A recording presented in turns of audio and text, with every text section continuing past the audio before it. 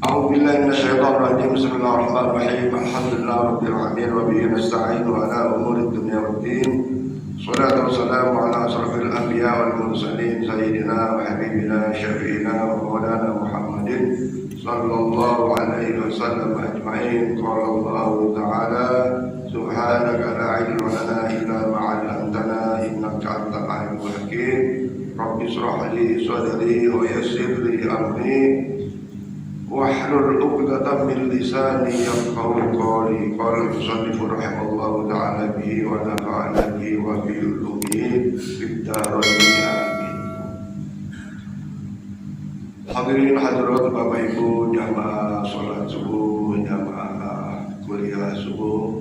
Alhamdulillah wa syukurillah kita senantiasa diberi taufik hidayah Allah Subhanahu wa taala, diberi maunah dan pertolongan Allah Subhanahu wa taala sehingga kita bisa istiqomah dalam ibadah kepada Allah Subhanahu wa taala, baik ibadah sunnah maupun ibadah wajib yang senantiasa terus-menerus kita lakukan.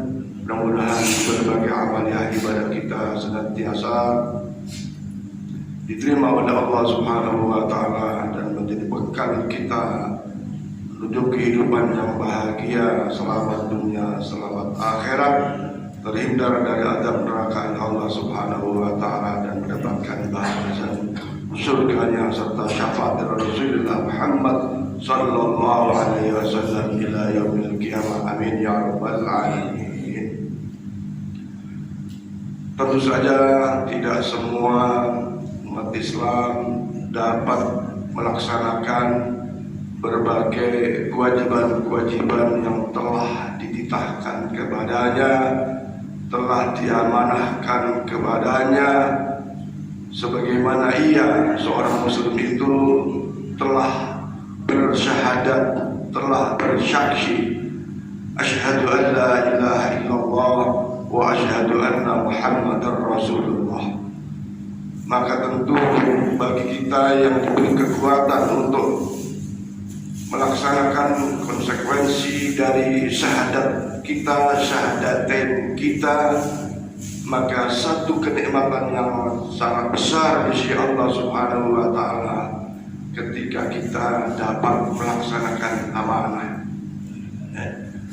Karena sesungguhnya Allah akan mengampuni segala dosa-dosa sebesar apapun bagi seorang muslim, seorang mukmin.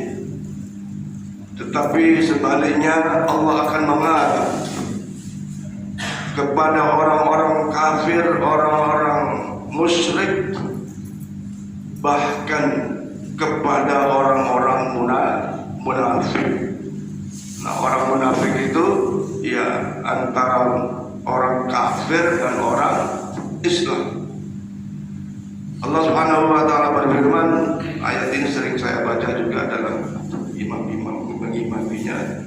Bismillahirrahmanirrahim. Liyu'adziballahul munafiqina wal munafiqat wal musyrikina wal musyrikat wa yatuballahu 'alal mu'minina wal mu'minat wa kana Allahu ghafurur rahim.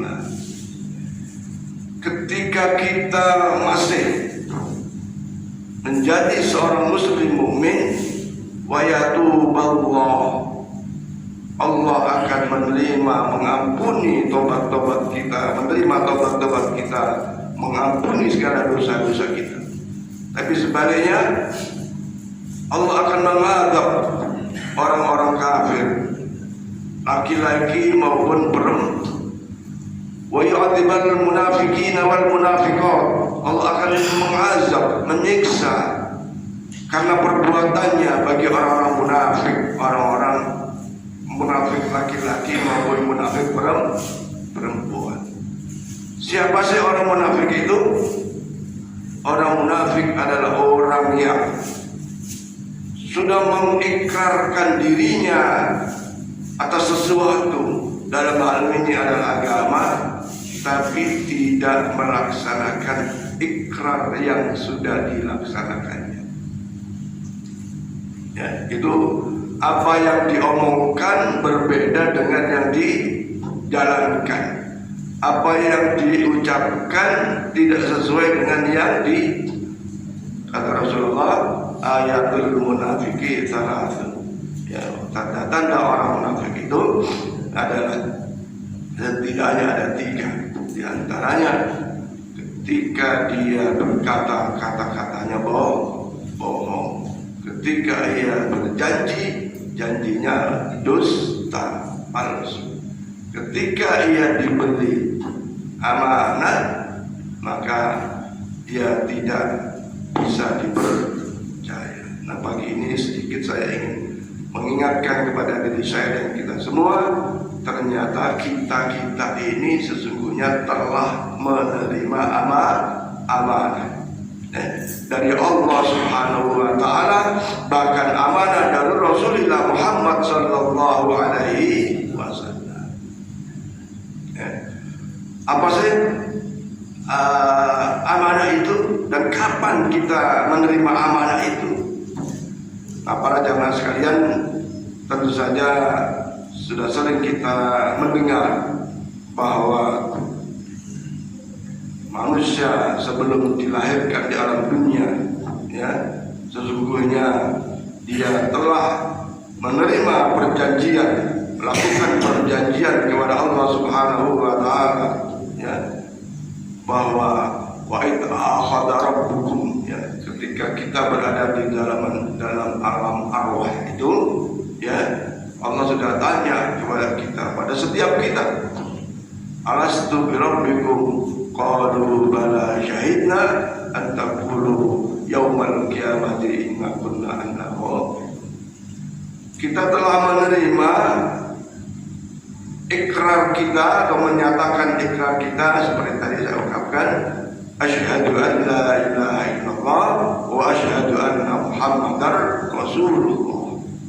Kita bersaksi tiada zat yang wajib disembah kecuali Allah Subhanahu wa taala, dan kita bersaksi tidak ada dan sesungguhnya Nabi Muhammad itu adalah utusan Allah Subhanahu wa taala. Dan Allah mengingatkan kepada kita orang beriman itu di dalam surat Al-Anfal ayat 72 itu disebutkan, ayat 27 itu disebutkan, ya ayyuhalladzina amanu la takhunu-Allaha war rasul wa la takhunu amanatikum wa antum ta'lamun. Ya, bahwa kita perintah oleh Allah Subhanahu wa taala, la takhunu-Allah, jangan berkhianat kepada Allah wa rasul dan kepada rasul. Tahunu amanatikum, dan juga jagalah amanah itu kepada kalian sekalian, kepada kalian semua. Wa antum ta'lamun, sesungguhnya kalian sudah tahu terhadap bagaimana pelaksanaan daripada amanah itu. Nah, hadirin sekalian, amanah itu adalah sesuatu yang dapat dipercaya, jujur, bertanggung jawab atas sesuatu yang dititipkan atau sesuatu yang dipercayakan.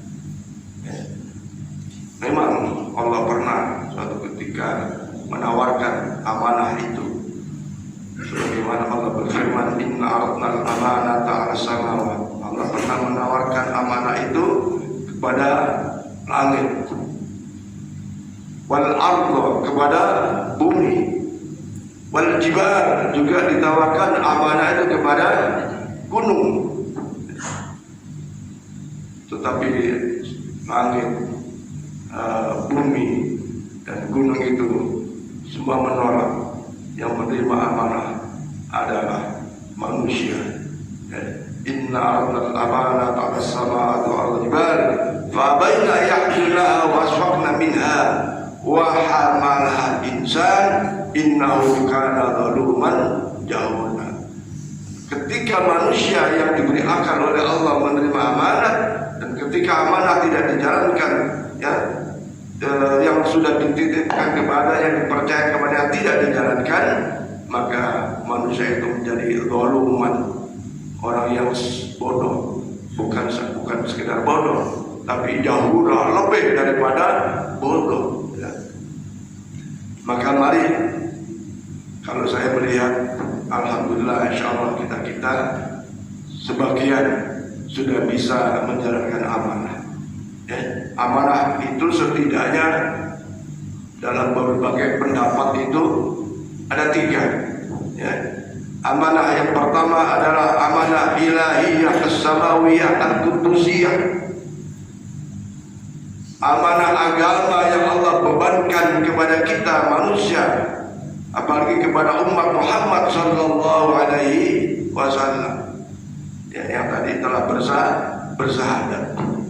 Yang kedua, amanah al-insaniyah al-ijtihadiyah as-saqafah. Amanah yang berkaitan dengan sesama manusia atau amanah terhadap alam sekitar kita, termasuk di dalamnya menjaga bumi, ya, sumber daya alam. Ya. Kemudian yang ketiga, amanah nafsiyah, amanah kepada setiap diri. Ya, kita juga punya amanah diri. Misalnya amanah setiap diri itu apa?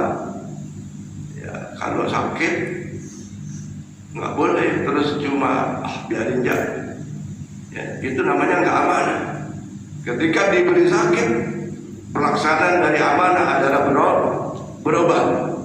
Ketika kita bodoh, anak-anak kita nggak bisa ngaji, nggak bisa sholat, nggak bisa punya ilmu pengetahuan, apa sikap kita? Ya menyekolahkan, ya mendidik, mengajari mereka supaya bisa memenuhi ketentuan-ketentuan Allah Subhanahu wa Ta'ala. Nah, yang pertama adalah amanah ilahiyah samawiyah al-qudusiyah. Alhamdulillah kita semua menjadi satu muslim, menjadi orang yang beriman. Maka bagaimana menjalankan amanah tentang keimanan ini, tentang agama ini? Ya tentu harus kita jaga. Jangan sampai diri kita keluar dari agama Islam menjadi murtad. Jangan sampai kita kafir, keluar daripada keimanan kita, termasuk keluarga kita, anak cucu kita. Jangan sampai dalam perjalanan hidupnya keluar daripada, ketika ada yang murtad, maka itu kita tidak amanah di dalam menjaga amanah ilahiyah syar'iyah al-qudusiyah, yaitu iman agama. Insyaallah mudah-mudahan Allah lindungi kita semua, keluarga kita semua, apapun keadaannya, dimanapun kita berada, tidak sampai kita menjadi orang yang murtad dan menjadi orang yang munafik. Nah, di dalam agama itu, ya, kalau tadi menjaga keimanan itu namanya menjaga daripada akidah agama kita. Nah, akidah ini pun juga belakangan luar biasa perkembangannya, yang masya Allah. Walaupun dalam khutbah saya sampaikan sama-sama Islam, tapi ketika kita di masjidnya dipen. Sama-sama Islam, tapi berani-beraninya dia kafir, dia bid'ah, dia kufur, dia najis katanya gitu kan, karena tidak sekelompok, ya, tidak sepaham. Jadi yang lain dianggap tidak sempurna iman. Sama-sama Islam, tapi ketika yang satu ini berpendapat harus baiat kepada ketuanya, kepada pimpinannya, ya ini akidah nih, pemahaman yang, ya kalau menurut kaidahnya Majelis Ulama Indonesia, yang begitu-begitu itu ya sudah termasuk sesat, ya, karena tidak sesuai dengan tuntunan Allah dan Rasulullah Muhammad SAW dalam menjalankan syariat. Nah, di dalam agama ada juga akidah, ada syariat. Nah, ini yang masya Allah para jamaah sekalian, menjalankan syariat ini yang masya Allah masih banyak di antara kita belum sempurna menjalankannya. Apa di antaranya? Ya, syariat agama sebagai seorang muslim, ya, ada rukun Islam. Rukun Islam yang syahadat tadi sudah kita lakukan, syahadat tadi. Ada sholat, ada puasa, ada zakat, ada haji. zakat dan haji ada kriteria tertentu yang menjadi wajib ketika sudah pada posisinya. Haji kalau mampu, ya sudah mampu istitoh dalam pelaksanaannya, duitnya, jasadnya, perjalanannya dan seterusnya.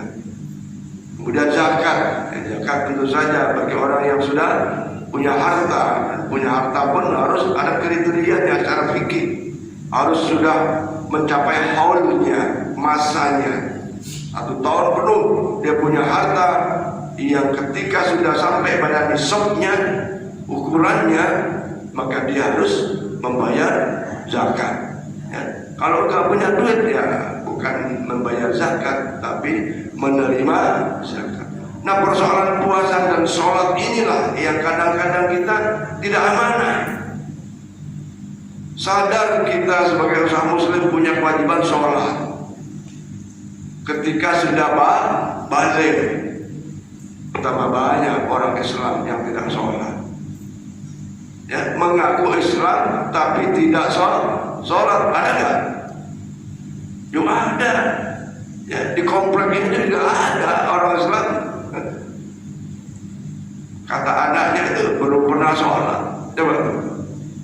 Anaknya itu bilang tidak pernah sholat. Coba tuh. Gimana nih? Menjadi kewajiban nih bagi saya, bagi kita sebagai pengurus masjid untuk mendakwahinya. Apa belum sampai dakwah kepadanya?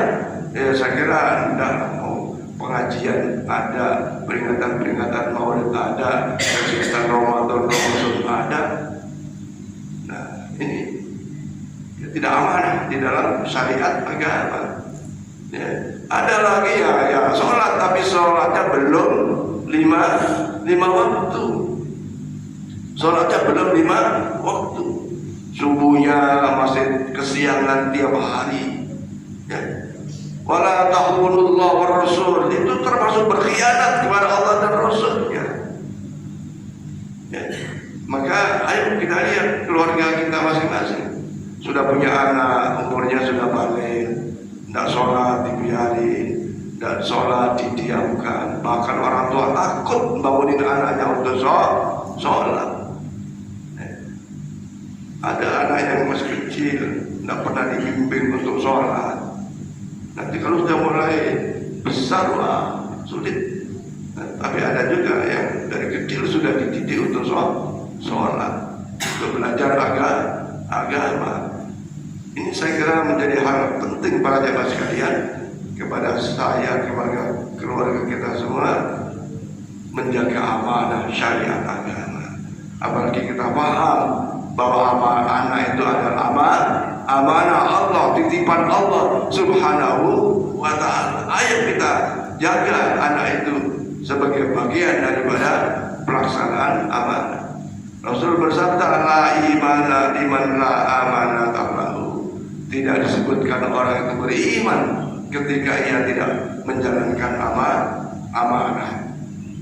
Ya, amanah. Maka tentang sholat yang saya kira masih banyak ya kita, ayo kita kembali berikhtiar semaksimal mungkin menjalankan amanah agama dalam hal ini syariat. Kalau tadi akidah kita jaga, ya alhamdulillah tetap beriman, tetap Islam. Tapi bagaimana dengan syariatnya tentang sholat? Allah Subhanahu wa ta'ala berfirman, wa'mur ahlaka bis-shalah wastabir 'alaiha la nas'aluka rizqa nahnu narzuquk. Wahai hambaku, perintahkan kepada seluruh keluargamu bis-shalah, dengan melaksanakan sholat, wastabir 'alaiha, dan bersabarlah dalam melaksanakan sholat itu. Maksudnya apa? Ada sholat yang berat kita lakukan. Sholat subuh ini berat. Kalau nggak tekad, kalau nggak sabar-sabar melawan ngantuk, ya berat memang. Ya berat.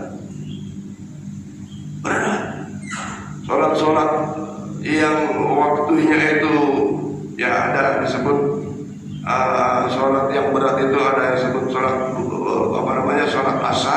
dan sholat subuh.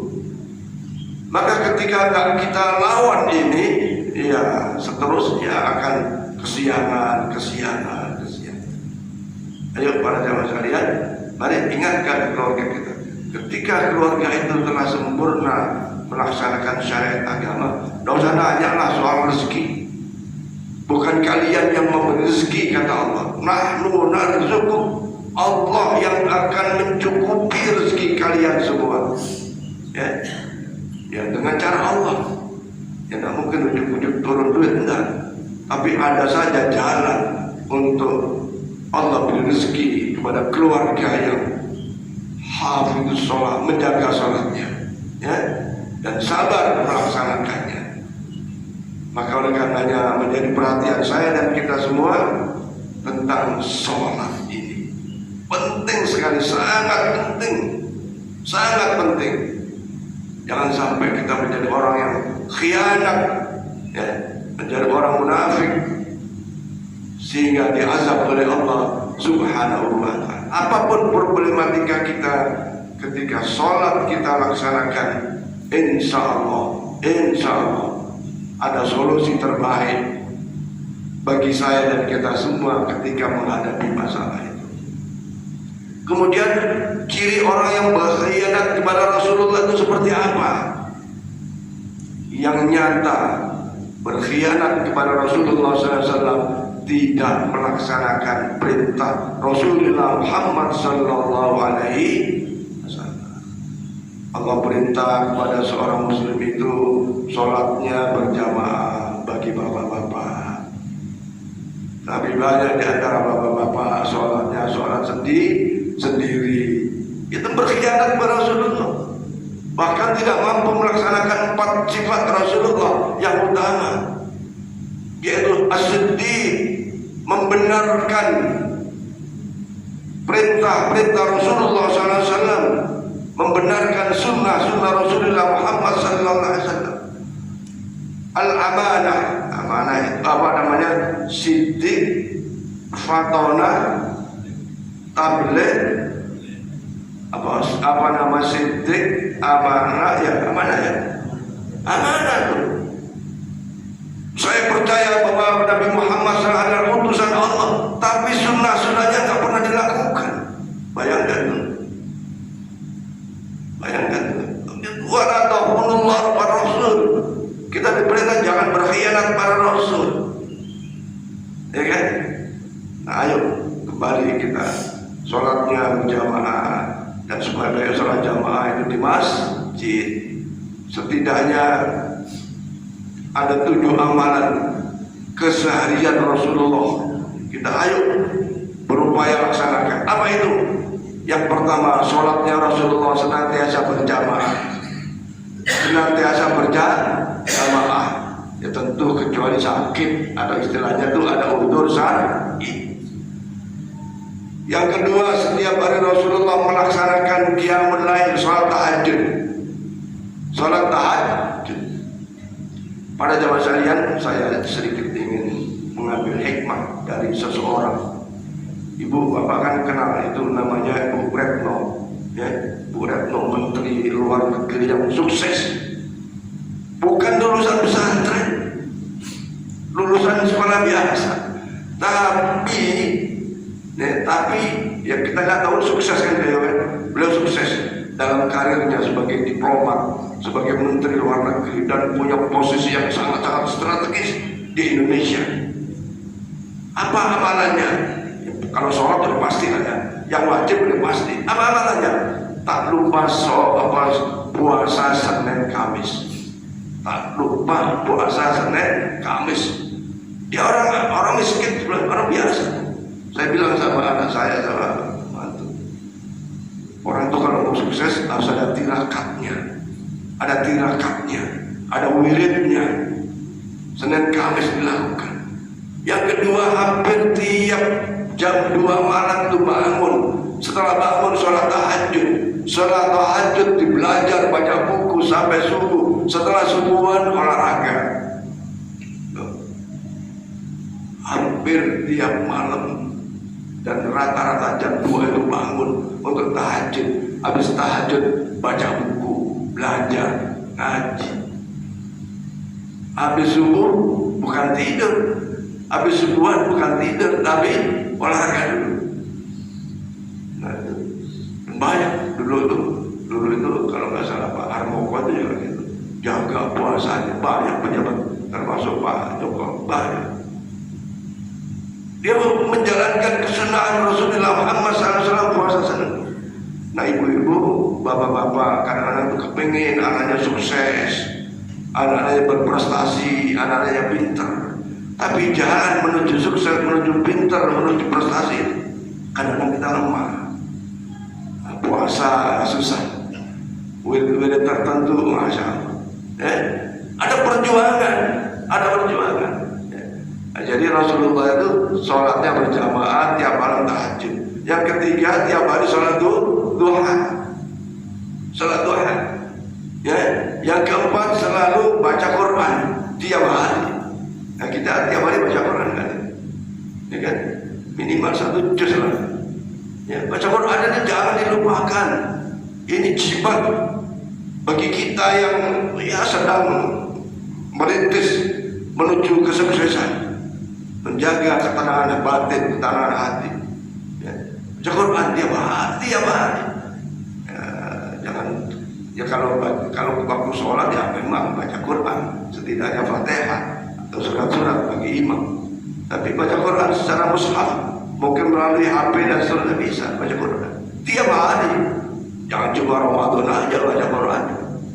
Ini melaksanakan amanah dari Rasulullah Muhammad SAW. Apalagi Rasulullah bersabda, siapa yang baca Quran itu di rumahnya, insya Allah rumahnya akan buka pintu-pintu rezeki, ya. Dan banyak manfaat dari Quran. Jadi yang ketiga, yang kelima, Rasulullah senantiasa beristighfar. Setidaknya ada sebut 60 kali dan sebut 100 kali tiap hari istighfar. Mohon ampun kepada Allah Subhanahu. Ya Rasulullah yang dosanya nyaris tidak ada, hanya masih banyak istighfar. Nah, kita ini yang kadang-kadang masya Allah dosanya tiap hari ada, istighfarnya bu. Yang keenam, Rasulullah senantiasa sedekah. Ya, ya sesuai kemampuan kita. Dan alhamdulillah sedekah kita di Masjid Abu Salam, oleh Kota Ahmad dan lain-lain, insya Allah masih banyak di antara kita yang saya lihat tiap hari sedekah. Dan yang ketujuh adalah tajdidul wudu, senantiasa menjaga wudu. Nah, ini memang agak berat menjaga wudu ini. Ya, kalau satu hari tidak batal tidak mungkin. Tapi maksudnya batal wudu. Kalau bisa jaga itu, insya Allah orang punya wudu, insya Allah ngomong baik-baik. Ya, ketika bicara ya baik. Kalau punya wudu, merasa punya wudu, apalagi yang dipegang Quran, nggak mungkin pasti dibaca Quran, nggak mungkin cuma dilihat aja, ya kan? Ini maka ketika kita tidak pernah melaksanakan kesunahan Rasulullah, wah, itu termasuk khianat para Rasulullah Muhammad. Sholat sunnah, ya, sholat sunnah rawatib 12 rakaat 1 hari 1 malam, itu kesunahan Rasulullah. Apalagi sholatnya sholat subuh. Nah, hadirin sekalian, itu amanah yang kita harus upayakan kita jalankan, yang berkaitan dengan agama, yang berkaitan dengan syariat akidah dan syariat agama. Itulah amanah dari Allah Subhanahu wa taala yang harus kita lakukan sebagai amanah ilahiyah, samawiyah, al-qudusiyah, amanah yang suci dari Allah Subhanahu. Kemudian yang kedua, amanah yang berkaitan hubungan antar manusia dalam kehidupan kita. Ya, kita misalnya di lingkungan terkecil saja, di lingkungan kecil ada amanah menjadi ketua RT, ya. Kalau di pengurus masjid, sebagai pengurus masjid, ada ketua masjid, ada bendahara masjid, sekretaris masjid, pengurus masjid, setidaknya melaksanakan kewajiban-kewajiban yang dipercayakan kepadanya sebagai sebuah pertanggungjawaban atas apa? Atas kesediaan menjadi pengurus mengurus masjid. Ini lingkup kecil saja. Pak Asep kita kasih amanah menjadi humas masjid. Dia menyebarkan, menginformasikan berita-berita masjid bagus, salah. Tapi kalau tidak sama sekali, ya tidak amanah. Ada pengurus masjid yang mikir aja enggak sama sekali tidak punya ide untuk masjidnya. Bahkan ada pengurus masjid yang gondol rumah masjid, pengurus masjid korupsi uang masjid. Ada nggak? Ada. Masuk penjara? Ada.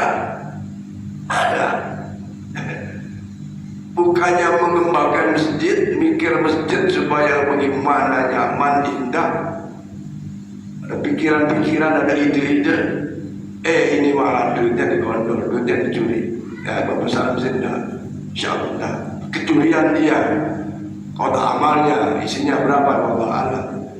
Ya, tapi kalau dia adalah karena selektif kita, ya Pak Bari tiap Jumat laporan keadaan kas masjid dan seterusnya penerimaan kalau ada, saya pun juga periksa kalau ada yang bapak ini belum ini dan koreksi, saya mengingatkan. Kenapa? Ya karena pegang duit itu gak gampang. Ada ustaz ketua masjid gondol uang masjid. Ada. Di mana? Di Pontianak ada. Itu menjadi berita. Ya. Cari tanah untuk pengembangan masjid, nggak bayar tanahnya, dimanipulasi, akhirnya masuk penjara. Alhamdulillah ada, itu mana ada. Ya, ketua masjid bahkan ustaz kemana-mana. Ustaz kan manusia, kiai manusia, godaan itu ada. Ya, jadi maka tawasau bil haq wa tawasau bis sabr itu perlu dijaga. Ada seseorang ngobrol dengan saya sebenarnya bagian dari pengelolaan bantuan untuk Gaza. Saya dikeluarin Pak Ustaz. Loh kenapa? Padahal SK-nya itu masih sampai tahun 2029. Karena enggak apa ya, kayak melawan arus gitu. Ya, hati-hati, nyumbang memang harus kalau kita punya uang. Tapi nyumbang jangan memberi peluang orang lain untuk menipu. Itu banyak. Nah, jadi amanah kepada sesama yang berkaitan dengan hablum minan nas banyak yang masya Allah, alhamdulillah, subhanallah. Insyaallah kita terjaga dari hal seperti itu. Maka mari bagi seluruh kita juga, walladzina hum li amanatihim ra'un. Setiap manusia itu punya amanah. Ya, kullu ra'in an mas'ulun an ra'iyati. Pemimpin, suami pemimpin istri anak-anaknya, ibu-ibu istri pemimpin rumah tangganya. Dan ketahuilah setiap pemimpin akan dimintai pertanggungjawabannya oleh Allah Subhanahu. Bagaimana seorang ayah terhadap istri, seorang suami terhadap istri, seorang suami kepada istri, kepada anak dan seterusnya. Termasuk Pak RT kepada warganya, pengurus masjid kepada jamaahnya. Ya tentu mastata'tum, sesuai kemampuannya, ya sesuai kadar kemampuannya. Tapi setidaknya berupaya untuk berpikir bagaimana anggotanya, warganya, jamaahnya setidaknya ada sesuatu yang lebih baik dari sebelum. Yang terakhir adalah amanah tentang setiap diri. Ya, tadi saya sebutkan bahwa setiap diri ini punya kewajiban kepada Allah Subhanahu wa taala, punya kewajiban kepada setiap apa yang harus dipertanggungjawabkannya. Suami punya kewajiban kepada istri punya kewajiban kepada suami, suami istri punya kewajiban kepada anak-anaknya, bahkan kepada lingkungan sekitarnya.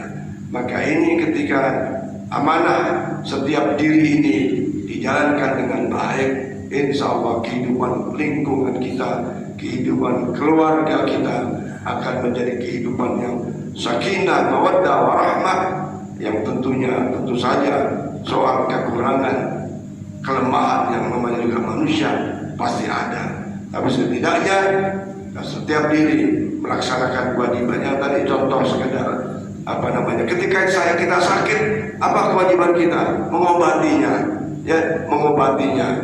Selio, ya, diurut, pusing, ya, beli obat, ya, ke dokter dan seterusnya dan seterusnya. Mudah-mudahan tentang amanah ini setidaknya kita berupaya menjalankan dengan sebaik-baiknya, dan mudah-mudahan tentu saja ke depan akan menjadi lebih baik lagi. Sekedar itu yang saya ingin sampaikan. Itu masih banyak kelemahan dan kekurangan. Mungkin ada yang ingin ditanyakan. Silakan Pak. Assalamualaikum warahmatullahi wabarakatuh. Salam. Ingin tanya Ustaz, ada ungkapan begini yang sering, ya, kadang-kadang mengganggulah kepikiran saya pribadi tentang ikhtiar ataupun usaha dengan hasil gitu. Di sisi lain kadang-kadang saya pribadi itu masih yakin bahwa dengan ikhtiar kita, dengan usaha kita itu akan ada hasil. Di sisi lain lagi ada anggapan bahwa rezeki itu sudah ada yang atur. Pada posisi ini ya kadang-kadang saya pribadi itu masih menganggap ragu gitu Pak, antara usaha ataupun ikhtiar kita dengan hasil dan rezeki itu udah ada yang ngatur gitu Pak. Untuk menuju ke keyakinan yang benar-benar yakin itu kadang-kadang saya pribadi itu masih sangat-sangat lemah gitu Pak. Ya kadang-kadang kalau kami pribadi, kalau kami usaha semaksimal mungkin saya pasti berhasil gitu. Saya pasti berhasil itu yang sedikit mengganggu saya. Sedangkan di pernyataan lagi rezeki itu udah ada yang ngatur itu Pak. Ya takaran kamu segini gitu loh. Umpamanya kita mentargetkan yang harus kita dapat sekian tapi dapatnya sekian, ya ujung-ujungnya kan ada rasa kecewa gitu Pak. Nah, permasalahan yang sering saya hadapin itu menuju keyakinan bahwa rezeki itu yang udah ada yang atur dengan posisi kami usaha dan ikhtiar itu. Untuk menuju ke sana itu langkah yang harus saya buat itu seharusnya seperti apa Ustaz? Terima kasih. Allah Subhanahu wa taala berfirman, "Wa ma min dabbatin fil ardi illa 'ala Allahi rizquha wa mustaqarruha wa mustawdaha." Bahwa seluruh makhluk ciptaan Allah Subhanahu wa taala termasuk binatang melata itu rezekinya sudah ditakar oleh Allah Subhanahu wa taala. Persoalannya takaran itu hamba atau kita ini nggak ada yang tahu, tidak ada yang tahu. Tapi Allah juga memberikan gambaran-gambaran dalam ciptaannya. Misalnya burung pipit itu besar atau kecil? Kecil. Tiap hari makan nggak? Makan. Kenapa nggak bisa gemuk-gemuk? Nggak bisa sebesar burung gagak misalnya, atau burung elang, atau burung burung onta, ya. Burung elang makan, burung onta makan, burung pipit makan juga. Maka mustaqarrah di situ memang Allah tetapkan burung pipitnya sebesar itu, sebesar ini. Tapi penetapan itu untuk burung pipitnya tidak tahu. Ya. Kemudian tadi di ayat tadi sudah jelas, nahnu narzuqu, kami atau Allah yang memberi rezeki dalam pengertian yang sangat luas. Ya. Kemudian sampai saya sampaikan bahwa Allah lah yang meluaskan rezeki. Yabsutur rizqa liman yasha. Allah yang meluaskan rezeki kepada siapa? Liman yasha, yang dikehendaki Allah. Wa yaqdiru lahu, dan Allah pun yang akan mengecilkan rezeki kepada yang dikehendaki. Besar dan kecil ketahuilah itu sebuah ujian. Yang diluaskan rezekinya ujian, yang disempitkan rezekinya adalah keyakinan kita tetap satu, rezeki dari Allah Subhanahu wa ta'ala. Dan bagaimana pola kita menjemput rezeki itu yang masing-masing beda-beda. Menurut saya, waduh, setengah mati saya ini bekerja, tapi kok cuma segitu-gitu aja. Bayangkan Pak, bayangkan orang macul di sawah, terik matahari 8 jam, berat nggak Pak? Berat. Berapa kosnya? 150.000, 150 jadi tukang apa namanya, perbaiki jalan, panas, hujan, berapa tuh dibayar per hari? Ya 150.000. Bayangkan cuma kerja sedikit, ya kerjanya di tempat yang adem, yang dingin, AC, wah jutaan dapat. Ini normal ya, bukan main-main, bukan. Artinya bukan yang bermain. Nah, hadirin sekalian, kewajiban kita adalah ikhtiar. Nah, ikhtiar ini yang sebagian itu tidak sempurna, tidak maksimal. Karena bagaimanapun ikhtiar ini harus dengan ilmu. Dia bilang, wah dagang setengah mati Pak, saya Pak, tapi duitnya cuma dapat segitu. Dagang di mana? Dagang di kuburan. Enggak, saya mau menikah, dagang di pasar. Dagang di pasar, wah, kalau dagang di pasar tepat deh. Jualan di pasar memang tempatnya untuk jualan. Bagaimana caranya jualan? Ya pokoknya saya nunggu dagangan. Ada yang datang saya layani, enggak datang ya biarin aja. Tapi lihat orang dagang itu ada yang 2.000 manggil. Belum lagi yang melayaninya dengan baik, servis. Wah ini bagus nih Bu, ibu pilihlah yang mana Bu. Saya tuh nggak mati istri saya kalau belanja sayur. Ada pedagang itu yang sepertinya ramah, merasa seperti keluarga, familiar. Ada duka yang mencudut. Apa mencudut itu apa Bu? Bermuka masam. Oh ada tuh. Ini pasti yang muka masam, yang mencudut, yang tidak dengan gaya-gaya familiar, pasti kurang rame. Itu pasti. Ada lagi istilahnya tuh ditawar marah gitu. Nah, jadi bahan terakhir, sempurnakan ikhtiarnya dengan sungguh-sungguh, maksimalkan ikhtiarnya dengan sungguh-sungguh, dengan ilmu juga. Wah, apalagi sekarang persaingan begitu ketat. Nah, jadi jangan atau boleh jadi kita sudah merasa maksimal, ternyata kemaksimalannya itu dengan otot, bukan dengan akal, strategi. Nah di sini biasanya itu terjadi perbedaan. Sama, dagangannya sama, cuma yang satu melayani dengan baik, yang satu asalan, apalagi melayani tidak baik, udah pasti.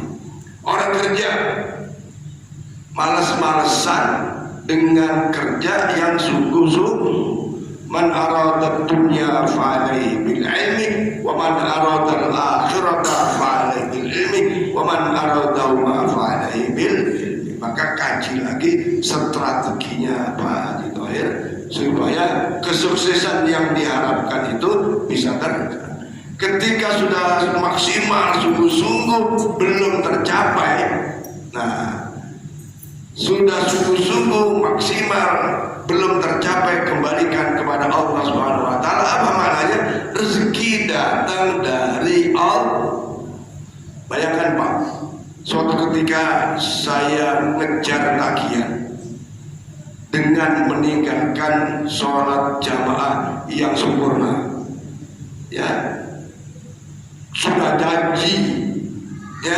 janji akan bayar, kita kejar. Apa yang terjadi? Karena kita kejar,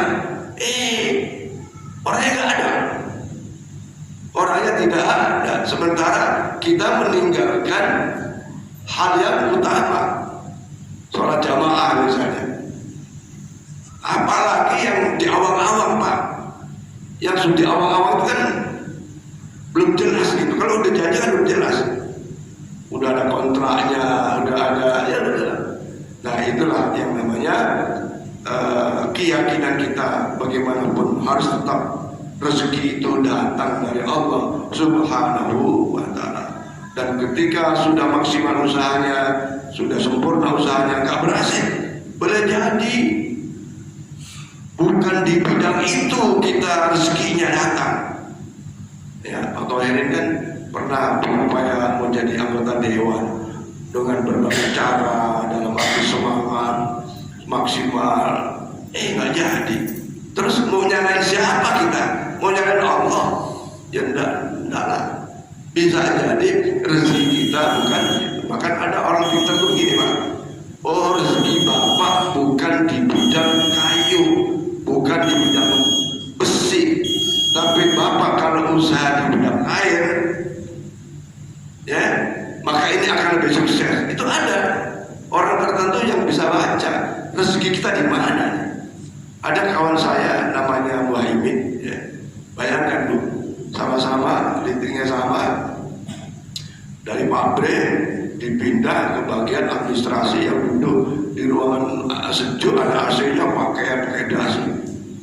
Tahu-tahu begitu dia hari kedua kerja, biduran. Tahu biduran ya?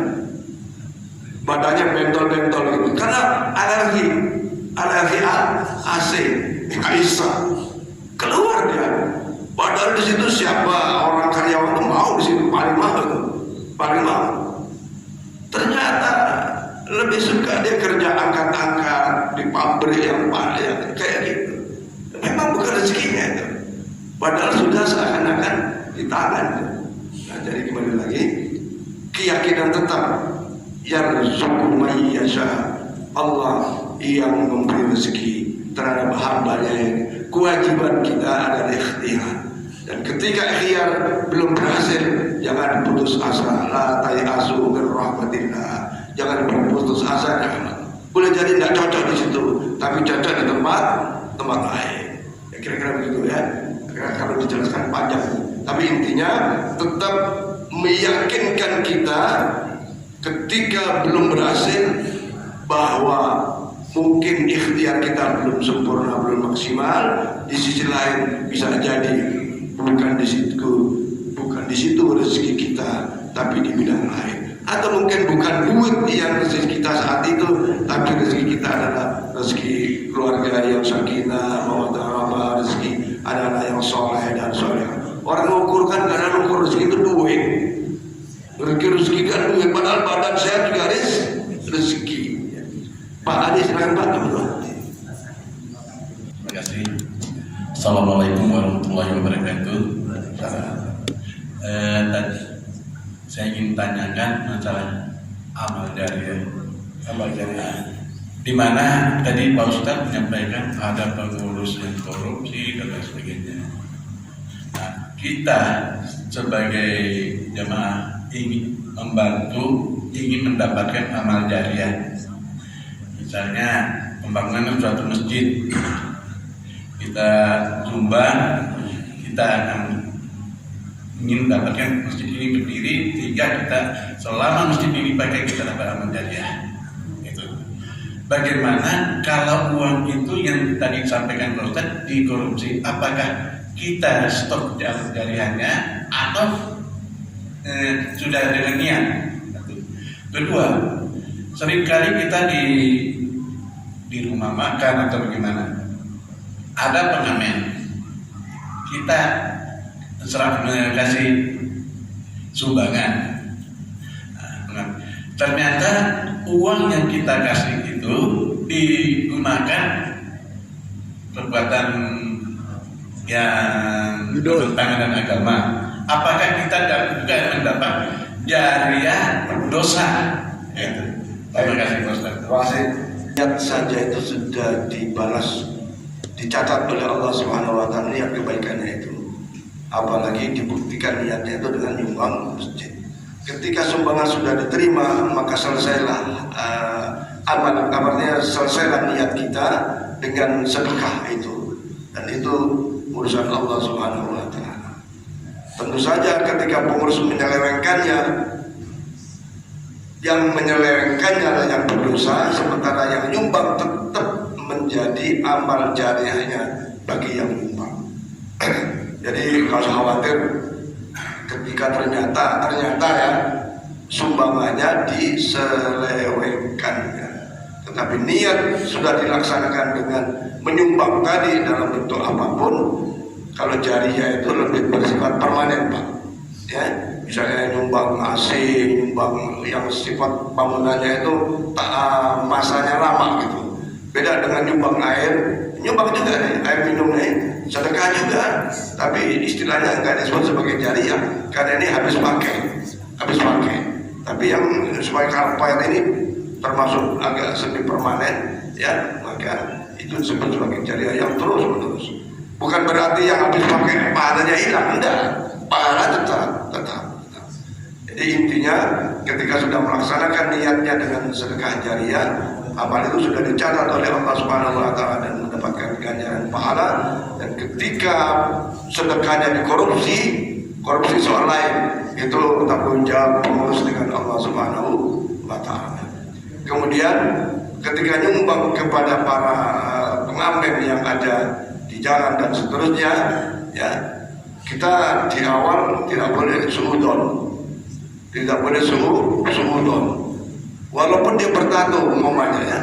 Karena orang bertato juga sekarang banyak, Pak. Salah satu imam di masjid di Ponorogo itu, jalan di Ponorogo, itu imam ada bertato.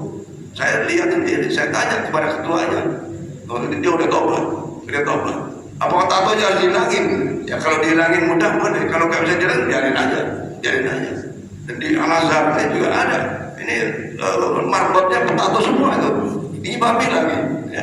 Jadi orang bertato tidak semuanya jahat. Ada juga yang baik. Ketika tidak ada husnul, tidak ada suudzon, ya sedekah aja, Pak. Sekedarnya, gitu ya, sekedarnya. Nah, tetapi kalau kita udah tahu nih, pasti minum, biarin nggak usah. Karena barang siapa yang man tasabbaha biqaumin, yang ikut berpartisipasi dalam kemaksiatan, kita dosa. Tapi di awal kita nggak boleh suudon. Jadi boleh aja nyumbang kepada di jalanan, boleh ketika kita tidak melihat keburukan yang ada, dan kita tidak boleh suudon kepadanya. Ketika sudah tahu bahwa dia akan minum, pengamennya untuk minum, ya nggak usah.